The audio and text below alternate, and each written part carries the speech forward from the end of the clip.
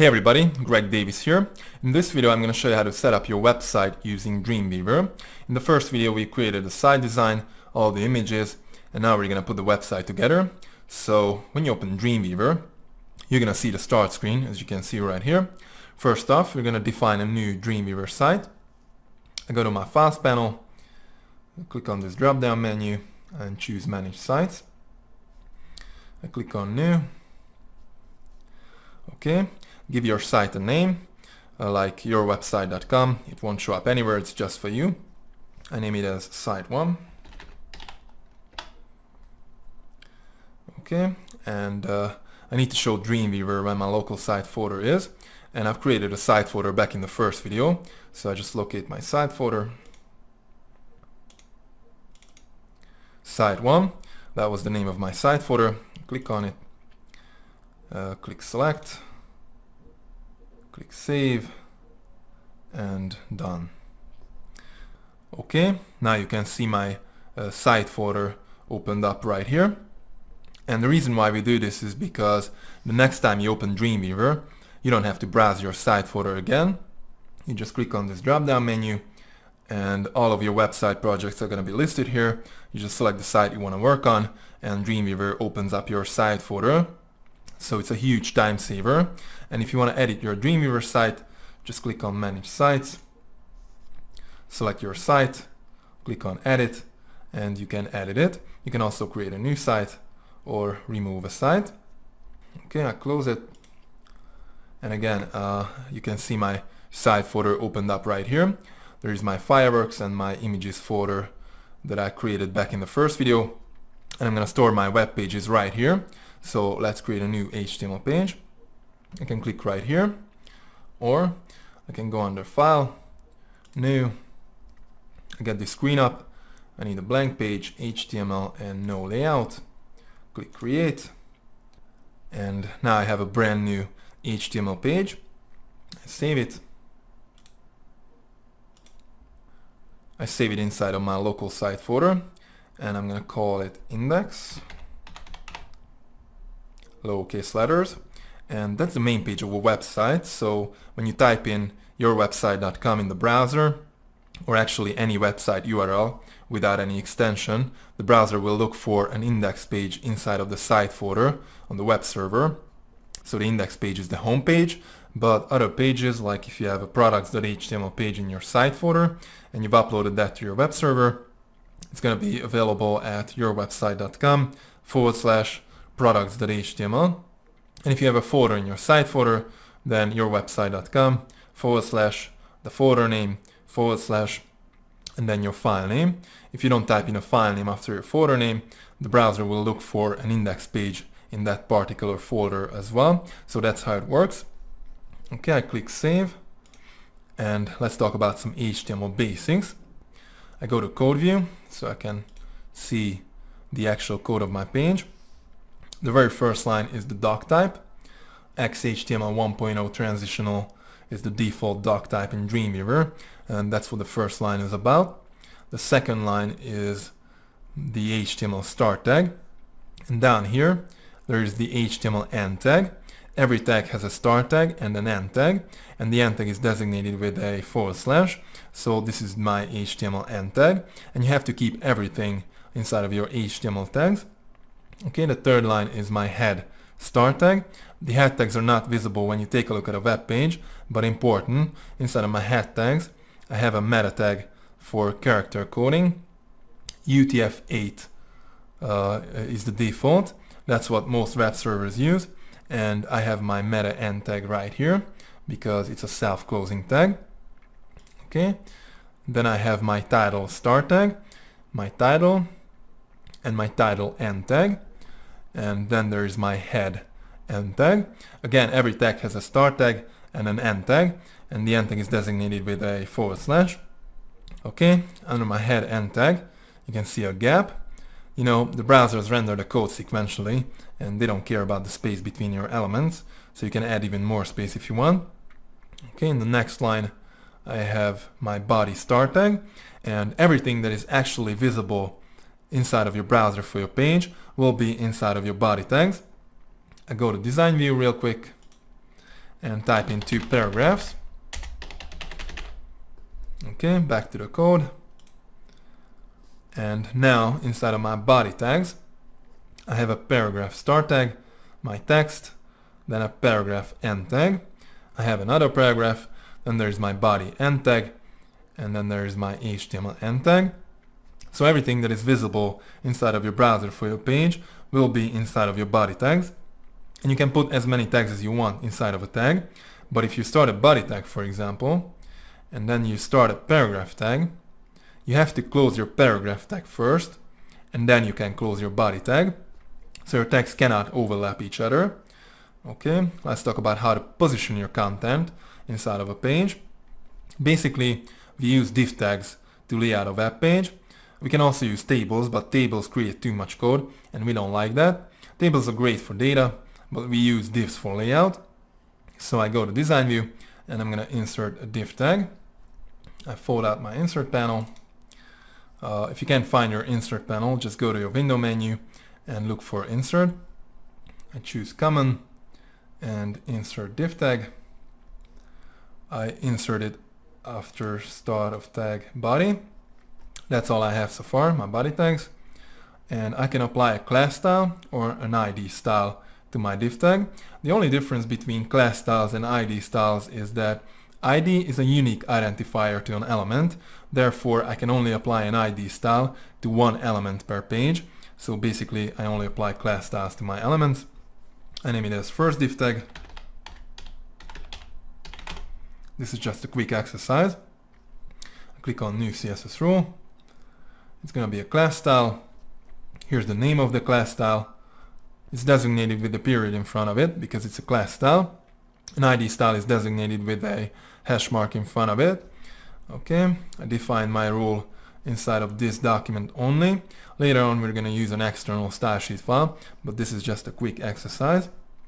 I click OK, go to box, and I want my div tag to be 400 pixels wide and 400 pixels tall. And I change the padding to 20 pixels all the way around, so same for all. And I also change the margin, not same for all. Top 0, right auto, bottom 0, and left auto. I've given it a margin left auto and a margin right auto just so that I can center it. That's how you can actually center a div tag. Okay, I go to background and I change the background color to gray. I go to border and I want a solid 10 pixel black border all the way around. Okay, that's it. I click OK. OK again. And here's my div tag. I select it so I can see my 10 pixel border and 20 pixel padding. And I've given it a margin left auto and a margin right auto to center it. Okay, my div tag is 400 pixels wide from this point to this point. So the padding and the border are not included in that. Those are adding to my overall box size. And since I had no content inside of my div tag, Dreamweaver put this line in, but I can type in anything I want. I just type in 2 paragraphs. Okay, I turn live view on, and now I can see how my page will look like in a browser. You can also preview your page in a browser, and you should check out your pages in different browsers to make sure that they look exactly the way you want them to look. So go ahead and install all the popular browsers on your computer, like Chrome, Firefox, IE, Opera, and Safari, and then click Edit Browser List and add those browsers to your list. Okay, I click cancel, and I have an inspect button up here. I turn it on, and now I can see the padding and the margin on my different elements. I just hover over an element, like for example my div tag, and the blue view that you're seeing is the actual width and height of the element itself. The purple is the padding, the kind of different blue is the border, and the yellow is the margin. Also, my tag selector down here tells me which element I'm mousing over. Okay, I turn live view off, And let's take a look at the code. Here's my body start tag. And as I mentioned earlier, everything that is visible inside of your browser for your page will be inside of your body tags. After my body start tag, there is my div start tag. That's how I inserted it. After my body start tag, it has a class style applied to it called first div tag. Then I have my text inside of my div tag designated with a p paragraph tag, a start tag, and an end tag. There's another paragraph, and then there is my div end tag and my other two paragraphs that I typed in earlier, but these are outside of my div tag. Then there is my body end tag and my HTML end tag. And inside of my head tags, I have my CSS style sheet embedded. This is my style start tag, and this is my style end tag. CSS is a language that works alongside HTML, and the CSS style sheet is basically a collection of rules. I only have one rule inside of my style sheet, the class style that I just created. It's called first div tag, designated with a period in front of it because it's a class style. And inside of my curly braces, I have all the properties and values for this particular class style, just like I wanted. The background, the margin, it's all in there. And it's pretty simple too. There's a property like the height, for example, and then there's the actual value for it. But of course I can change it anytime. Now there are three different ways of inserting CSS style sheets.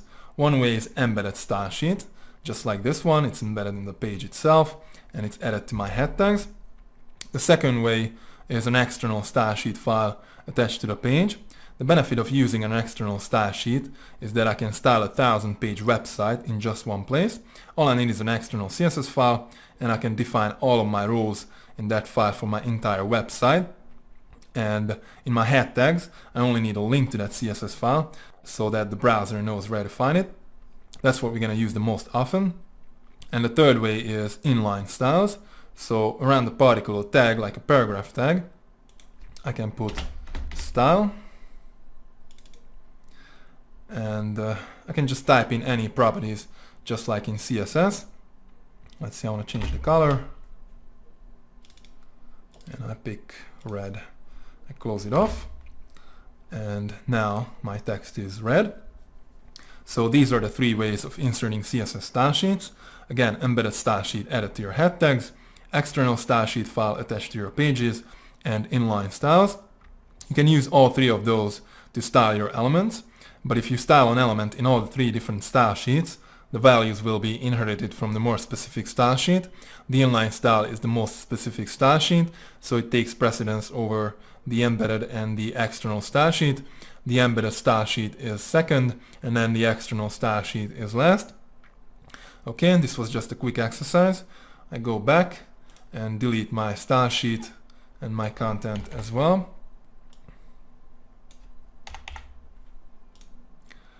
And I'm going to put a website together using the images that I created back in the first video. I insert a brand new div tag. Okay, I don't have anything inside of my body tags yet, and Dreamweaver is going to insert it in my body tags anyway, so I just choose at insertion point, whatever. I apply a new class style to my div tag. I name it as container.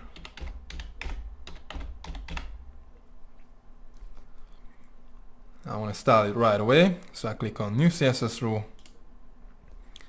It's going to be a class style called container. There is a period in front of it because it's going to be a class style. And now I create a new style sheet file, so I can style my entire website in an external CSS file. I click OK. And Dreamweaver is asking me where to save my CSS file. I create a new folder. I name it as style.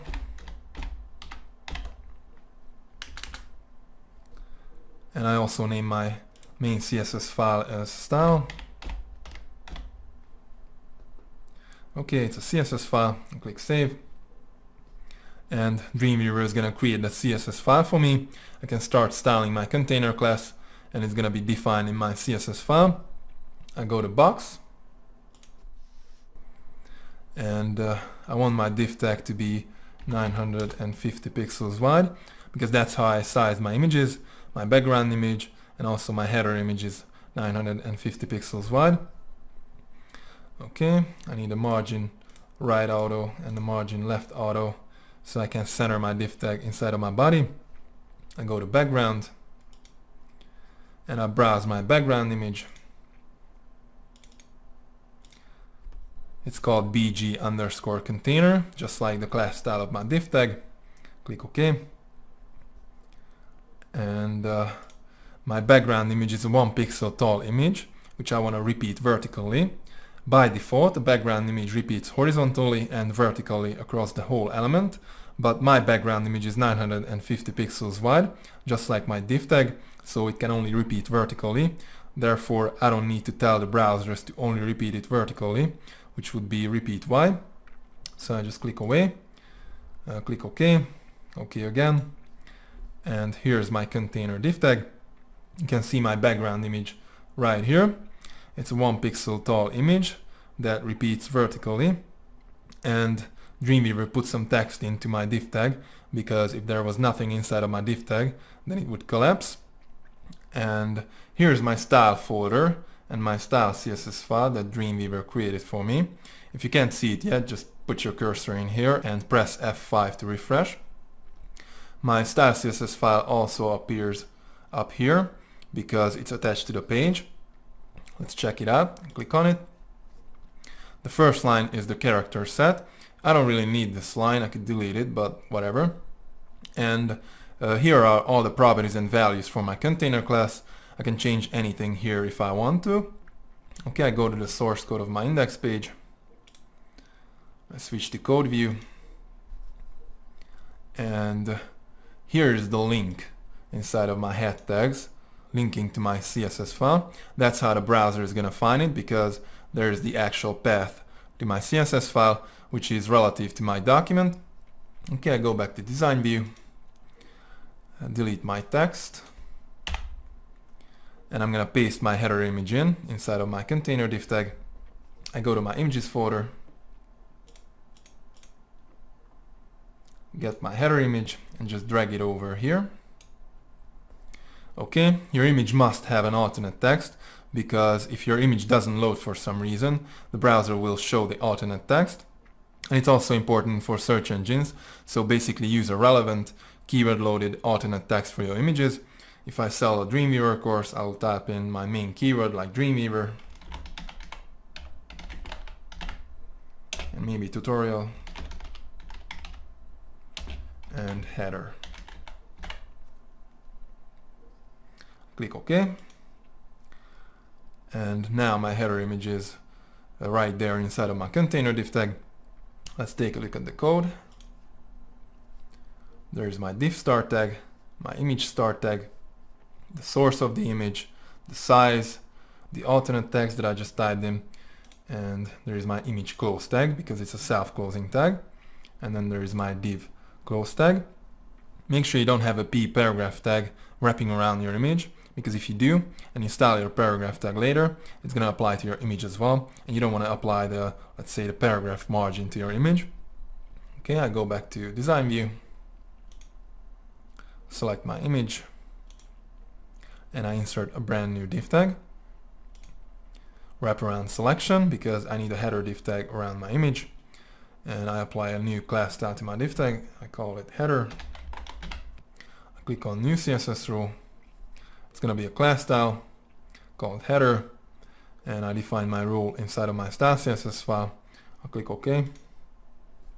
I go to box, and I made a background image for my header div tag, which is 950 pixels wide and 165 pixels tall. So I make it 950 pixels wide and 165 pixels tall as well. Okay, I go to background and I browse my background image. It's called bg_header. Click OK.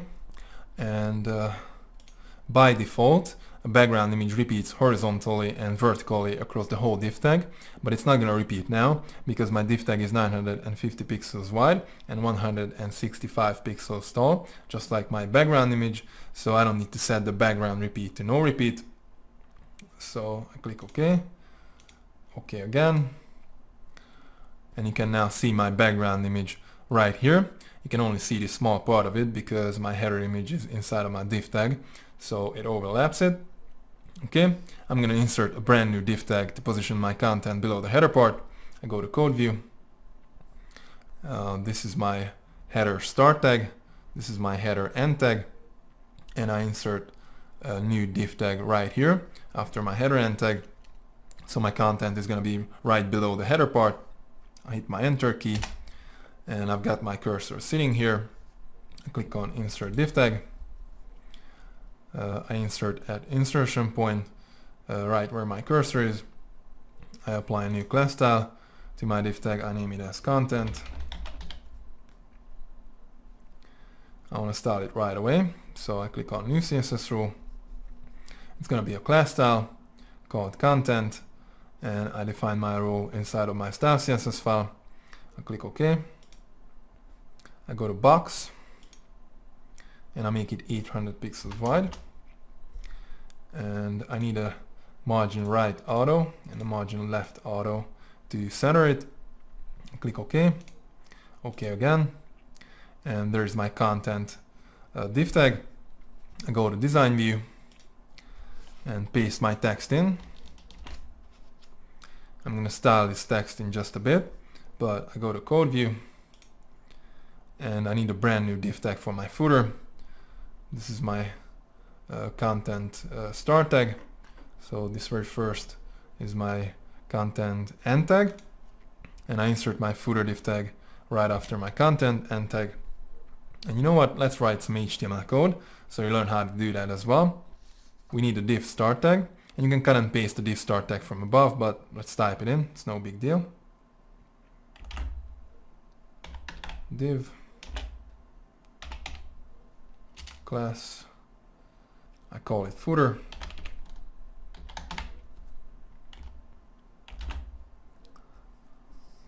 Okay, I type in some text because my div tag would collapse without content, and all I have to do is close it off. This is my div end tag. I go to design view and I can see my footer div tag right here. I go to my style CSS file and I'm gonna style my footer class style. I want to define my rule right here. Actually, the order of your rules doesn't make any difference in CSS, so you can define it anywhere in the file, it doesn't matter. Okay, I start out with a period because it's going to be a class style and it's called footer. I hit my space bar and I need an open brace. If you can't find it on your keyboard, just copy from above. Okay, I hit my enter key and I'm going to style my footer class style. First of all, I made a background image for my footer and it's 950 pixels wide, 120 pixels tall. So I want my footer div tag to be exactly 950 pixels wide and 120 pixels tall. I just press my W key and I can already see my width. My code hinting is helping me out. Sometimes you have to trigger your code hinting. All you have to do is press Ctrl spacebar. Okay, I select width and I just type in 950 pixels, close it off, hit my enter key. I type in height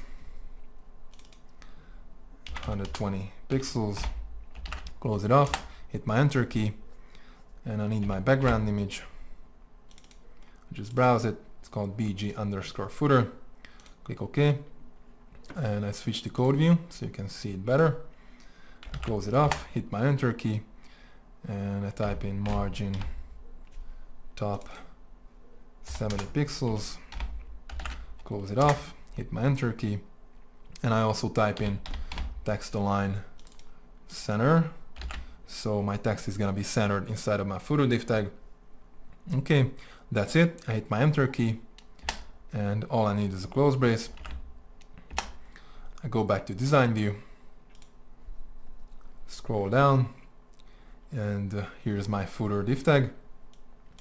I just paste my text in, there you go, and I put my cursor inside of my text, and my text selector shows me where my cursor is. It's inside of a paragraph tag, inside of my footer div tag, inside of my container div tag, inside of my body tag. These are only the start tags. If my end tags were listed here, they would be something like /p, /div, /div /body in reverse order. Those are not listed here, but we know that every tag has an end tag. Okay, now I'm gonna style my body tag. I click on new CSS rule, and the body is a tag. It's not a class style, it's not an ID style, it's an actual tag. So I choose tag, and I just select my body. My body doesn't have a period in front of it because it's a tag. Okay, I define my rule inside of my style CSS file. I click OK. And now I can style my body. I go to background, and I made a nice fading background image for my body. I just browse it. It's called bg_body. I click OK, and I click apply, and now I can see my background image. The only problem is that by default a background image repeats horizontally and vertically across the whole element, but if I change the background repeat to repeat X, then my image will only repeat horizontal. Okay, I go to box, and I have a 15 pixel margin on my body tag. It's basically there by default. In CSS everything has a default value, but I can change it. I just change my top margin to 0, so I'm not gonna have that 15 pixel margin above my header image. I go to type, and I'm gonna define my font in my body tag, and it's going to apply to all the text in my entire document because everything is inside of my body tag, and styles can be inherited from parent elements. I set the font family to Arial. I would prefer that they have Arial, but if they don't have Arial, I'll take Helvetica. If they don't have Helvetica, I'll take any sans serif. So that's what it means. You can edit your font list right here if you want a different font family for the second or for the third option, but I don't think it matters that much because most browsers definitely have Arial. On the web most people use sans serif fonts like Arial, Verdana or Helvetica. Okay, I set the font size to 16 pixels. I could also set the font color to black, but it's black by default, so I don't need to change that. In CSS everything has a default value, and I don't need to change that unless I need something else. I click OK, and my text is now Arial, but I want to style my text the right way, so I put my cursor inside of my very first paragraph, which is my headline, and in my property inspector I'm on the HTML tab, and I choose heading 1. Okay, my headline is now designated by an H1 tag and not a P tag anymore, and it's larger than my normal text because the H1 tag has its own default font size in CSS, and it takes over the properties that I defined in my body tag. I'm gonna style my H1 tag in a second, but before I do that, I put my cursor inside of my second paragraph, which is my subheadline, and I choose heading 2. Okay, and the heading 1 text is larger than the heading 2 text, and it's simply because it's more important. Heading 1 is the main headline, heading 2 is the subheadline, and about every 5 paragraphs you can have cross headlines. So this paragraph can be heading 3, and maybe this one as well. Now your heading 1 and heading 2 text shouldn't be used more than once per page, but you can use heading 3, heading 4 as many times as you want, and you can go all the way down to heading 6. Actually, I never use heading 6. I use heading 3, maybe heading 4, and that's it. But if you need more different types of cross headlines, you can use those as well. Okay, let's style our headings. I start out with my headline. I put my cursor inside of it, and I click on new CSS rule. H1 is a tag, so I choose tag, and I don't have to look for it here because I've got my cursor sitting inside of my H1 tag, and I define my role inside of my style CSS file. I click OK. I change the font family to Impact. Actually, I have to type it in because it's not listed here, but it's a great font family for headlines. Okay, I also change the font size to 46 pixels. I go to block, and I need the text align center. I click apply. Let's see how it looks. Cool. I click OK. And now I'm going to style my h2 tag, but let's write some CSS code so you learn how to do that as well. I go to my style CSS file, switch to code view, and here's my h1 rule. So let's put the h2 rule right after that. I type in h2, hit my spacebar, and I need an open brace, hit my enter key, and I only change the font size to 25 pixels. If you're not seeing any code hinting, just press Ctrl spacebar. Okay, I close it off, hit my enter key, and I need a close brace. Okay, I go to design view, and I'm going to show you all the ways to style your text. I select some text, go to my property inspector, I'm on the HTML tab, and I bold my selected text. There you go. Let's take a look at the code of the index page, and my bold text is now designated by a strong tag, a start tag, and an end tag. That's pretty much it. If I want to get rid of it, I can just delete my strong tags here in the code, or I can go to design view, put my cursor inside of my bold text, and on my text selector I can select my strong tag, right click on it, or control click on the Mac, and if I choose remove tag, Dreamweaver will remove it for me. I'm not gonna remove it. Let's see what else we got. I select some other text, go to my property inspector, HTML tab, and my next button is italic. Click on it, and it works pretty much the same way as the strong tag. My selected text is now designated by an EM tag, that's the italic, and there's an underline tag as well, but it's not listed here simply because it's not recommended. Users can confuse it with hyperlinks, but if you need it, put a U tag around the text you want to underline, and you can do that in the code. Okay, my next two buttons are unordered list and ordered list. I select some paragraphs, like these three, and I choose unordered list first. Okay, my text is now designated by a UL tag. It's unordered list, and it also has li tags for list items, and you can see these bullet points in front of the list items. I put my cursor in it, click on list item, and here I can change my list properties. I can switch to numbered list, which is basically ordered list, and I can style it. So instead of bullet points, let's say I want alphabet large. I click OK, and now I have large alphabet in front of my list items, and my list is now ordered list. Okay, I change my ordered list back to unordered list.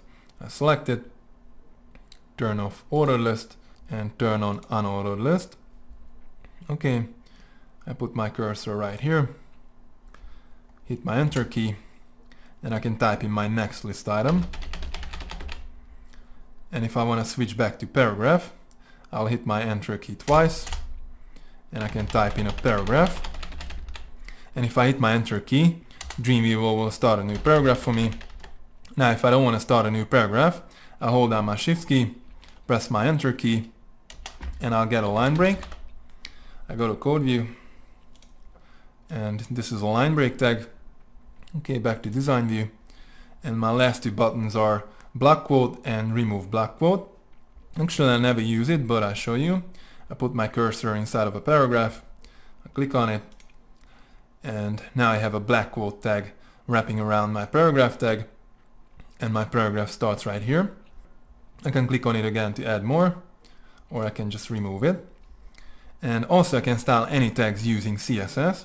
I put my cursor in one of my list items inside of my unordered list.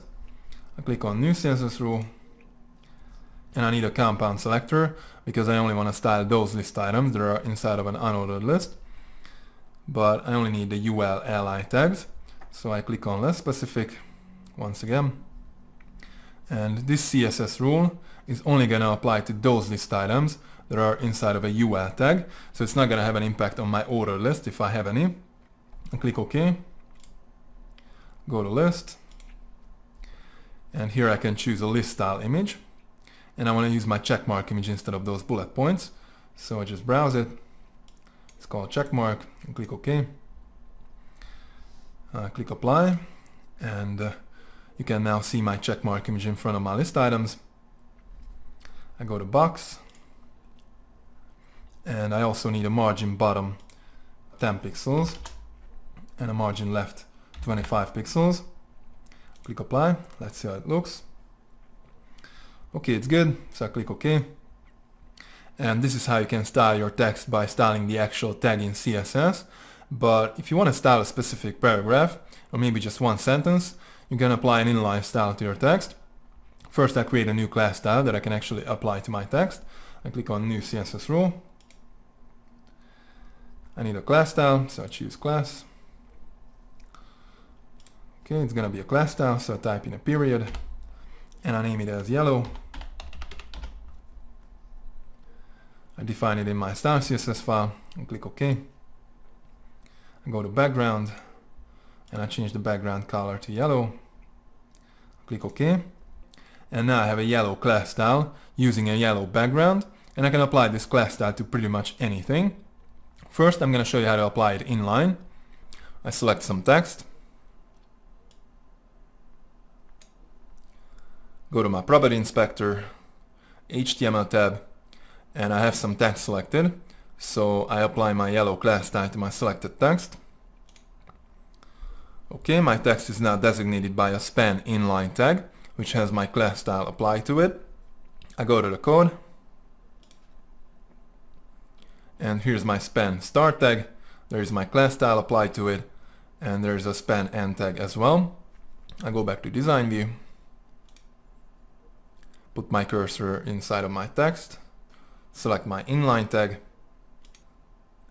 and if I choose none for the class style, Dreamweaver is going to remove it for me. Okay, so this is basically a span inline tag with a class style applied to it, but I can apply a class style to any kind of tag. I put my cursor inside of a paragraph, select my paragraph tag, and I apply my yellow class style to my selected paragraph tag. Okay, I go to the code, and you can see that my yellow class style is applied to my paragraph tag. To get rid of it, I can delete the class style here in the code, or I can go to design view, select my paragraph tag, and choose none for the class style. So this is how you apply a class style to pretty much anything. But if you don't want to create a new class style, you can also style a tag inline.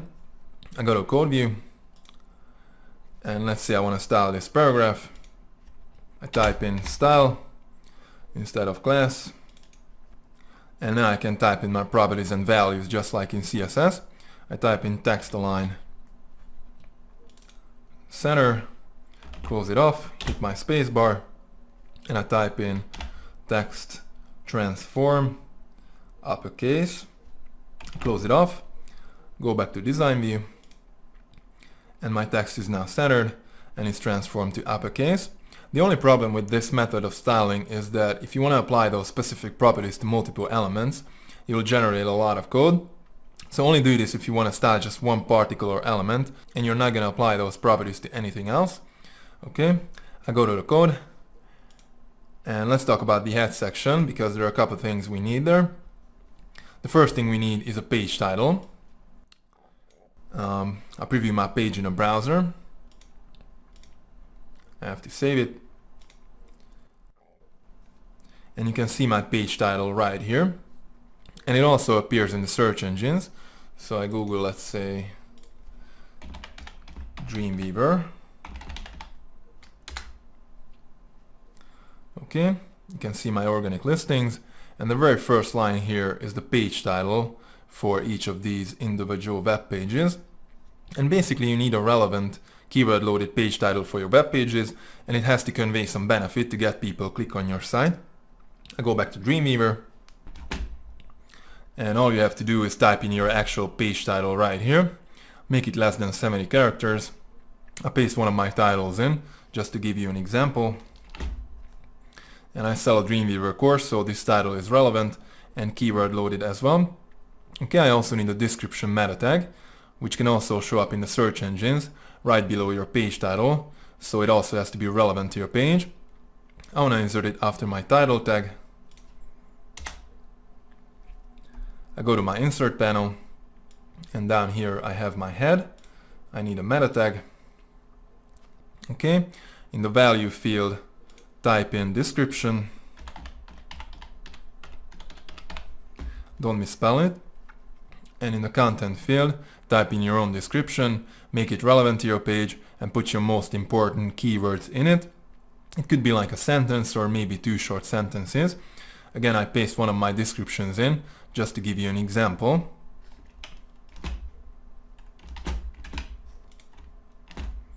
Click OK. And here's my description meta tag. I also need a keywords meta tag. The keywords won't show up anywhere, but I need them because search engines will look at it. I insert it after my description tag. I go back to my head, and I need a new meta tag. In the value field, type in keywords. Again, don't misspell it because it's important. And in the content field, type in 3 to 5 comma separated keywords that are relevant to your actual page. Again, I paste some of my keywords in, but this is just an example.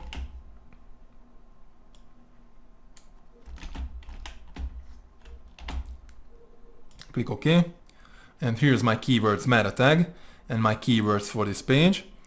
Okay, I also need a link to my fav icon. The fav icon is that small icon that appears on your web browser right next to the address bar. And I've created a fav icon back in the first video, so all I need is a link inside of my head section so that the browser knows where to find it. I want to insert it after my keywords meta tag. I go to head, and I need a link. I browse my image. It's called fav icon. I click OK. And in the rel field, type in shortcut icon.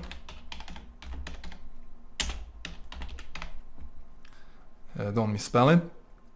I click OK. And here's my link tag. Here's the path to my fav icon. It's relative to my document, and it's a shortcut icon. And the link tag is a self-closing tag, just like the meta tags. If you check out your page in a browser now, in some browsers your fav icon is not going to appear. You have to upload your entire website to your web server, and then it's going to appear. Okay, I delete this gap. I save my index page. And I go to design view, and I show you how to link one page to another. I just create 2 copies of my index page.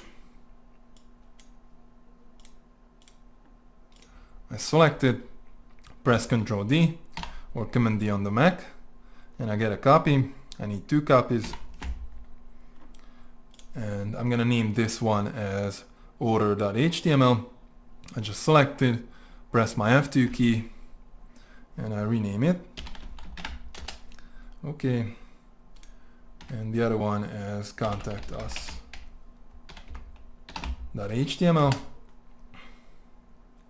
You can use a dash or an underscore to separate words in your file names. Either one is fine, but dash is more widely used. Okay, I open up my contact page, and I change the headline to contact us. I go to code view. And I also need to change the title, description, and keywords because each page has to have unique title, unique description, and unique keywords. I only change the title now to contact us.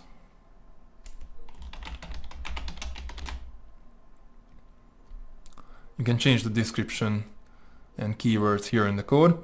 I'm not gonna do that now. I go back to design view, and you can put your content here for this page. I open up my order page,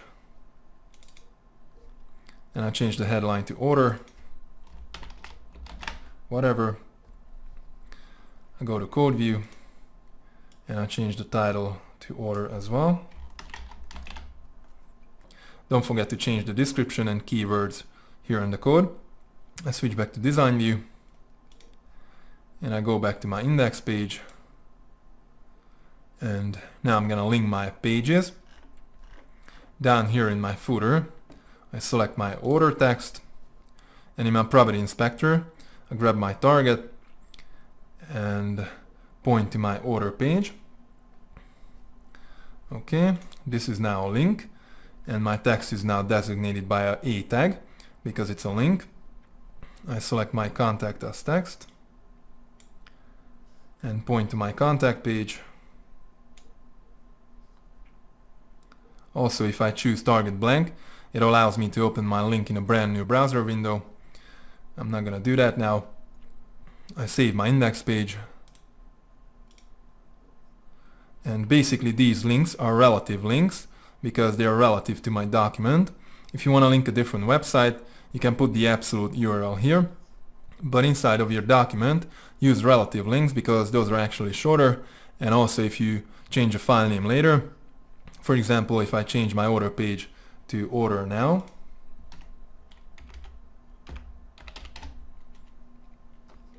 as I hit my enter key, Dreamweaver prompts me to update my links, so I can update my link, and I'm not gonna end up with any broken links. I don't update it now, and I change it back to order. Make sure your Dreamweaver site is opened because otherwise Dreamweaver can't update your links, and also you have to save your page. Okay, I copy the content inside of my footer, and I'm gonna update my other two pages. I go to my contact page and paste it in. I just pressed Ctrl V, go to my order page and update it as well. Okay, I go back to my home page, and all of your individual web pages should link back to the home page as well, mostly because of search engine optimization reasons, but also because of usability reasons. Usually the company logo is the link to the home page, but I'm gonna link my header image. I select it, and I could put the absolute URL here, but I just type in a /, hit my enter key, and my header image is now linked back to my home page, whatever it may be. Now when you link an image, your image will automatically get a border. I put my cursor somewhere else so you can actually see it. Right here, I have a border on my image, and I want to get rid of it, so I select my image and change the border to 0, hit my enter key, and my border is gone. Okay, I need a link to my home page in my other two pages as well, so I go to my contact page, select my header image, type in a /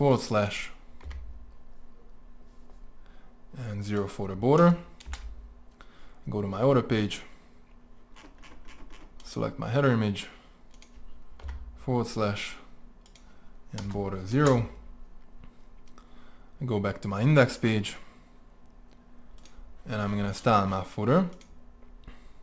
I fold up my insert panel, select my footer class style, and down here I can see all the properties and values for my footer. I can change the values here. I can add property, or I can delete or disable properties. But I just double click my footer class style and bring up my CSS dialog box. I change the font size to 14 pixels because I don't need such a big text inside of my footer, and it's gonna take over what is defined in my body because it's more specific. You remember I set the font size to 16 pixels in my body, and styles can be inherited from parent elements, but this property is gonna take precedence over that because it's more specific. It's for my footer specifically. Click OK, and I want to style my links inside of my footer. I put my cursor in one of my links, click on new CSS rule. I need a compound selector because I only want to style those links that are inside of my footer, but I delete my container class, or actually I just click on less specific,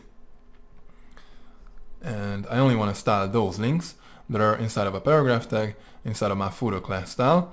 So this CSS rule is not going to affect my regular links anywhere else on my website. It's only going to apply to those links that are inside of my footer.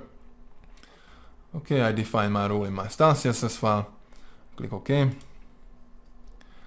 I set the color to black because I don't like the default blue links. And I don't want underline links either. So I change the text decoration to none. I go to box. And I also need the margin right 10 pixels and the margin left 10 pixels. So my links are not gonna be that close to each other. I click OK. And my links are now black and not underlined.